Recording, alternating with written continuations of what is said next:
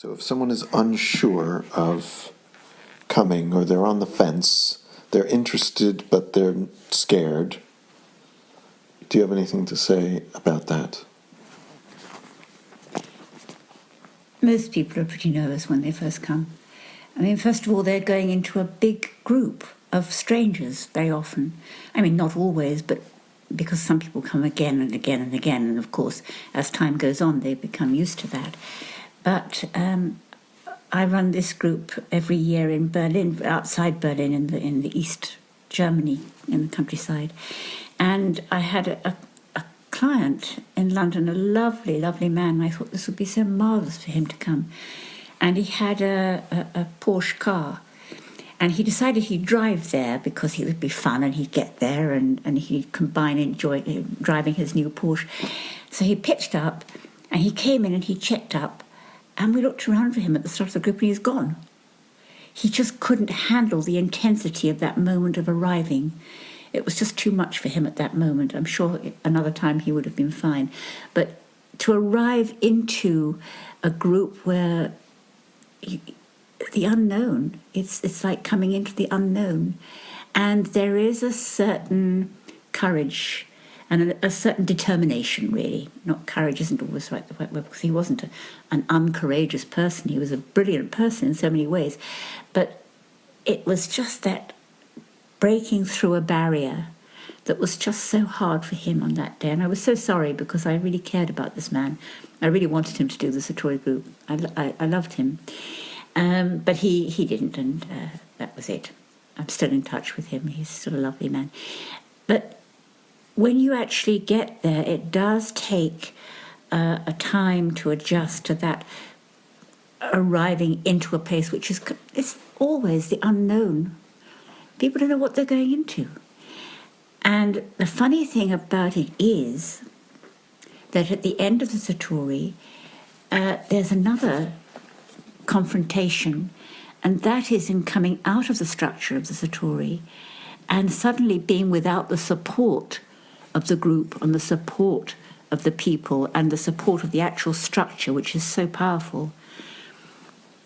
It works, and I realized actually, having spoken to some people quite recently or had some interaction with some people on email, that people were left very uncertain at the end of the last Satori group I did, because they suddenly felt bereft, really, and they also felt they couldn't handle the sudden filling up of the space that seemed to happen at the end of the group. People frantically trying to find a way to normalize. And I think I realized something very important in that, with the feedback that I got on that, which I'm interpreting as that now. They might not say it the same way.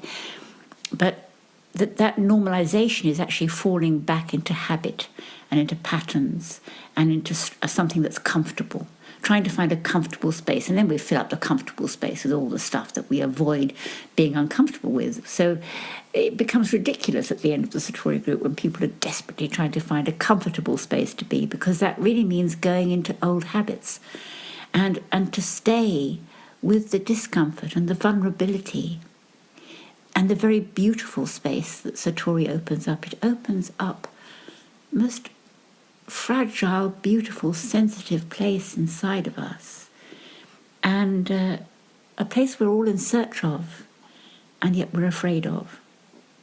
And I think that there's something about the whole feeling of the Satori process right from the beginning, that people have a sense that they're going to go into something which isn't necessarily a comfortable, ordinary space for them.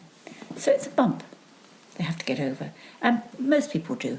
It's rare that someone comes in a Porsche and drives all the way back to England again, having arrived after 2 days travelling in East Germany. But I have realised how I need to spend more time on an integration process at the end of the Satori group. And I've always known this, and I've tried to do it, but I haven't succeeded in doing it well. And I'm working on that in myself. It's it's as if I have to pull something out of myself. I used to do a 4-day group after Satori to try to integrate, or 5-day group, to try to integrate people more into the world. And it still didn't work. They still went back into patterns in that group. So I have to dig down deeper inside myself. I just want to say something else about that digging down deeper inside myself, because this is more personal. In the Satori process, I've found, especially in the last couple of years, how always actually I've found it that I have to go to a new place inside myself to enable other people to go to new places inside themselves, to allow them. I have to go to the places I'm afraid of. I have to go down inside my whole body, my whole psyche.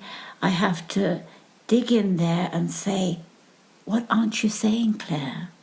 What aren't you giving? What aren't you exposing? I have to expose myself.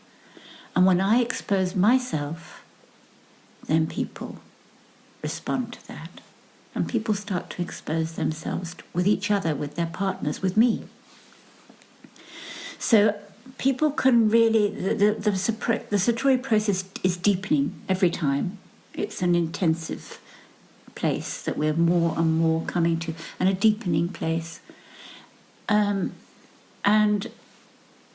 I'm the facilitator of my own process in that, and that helps other people to go into that place themselves.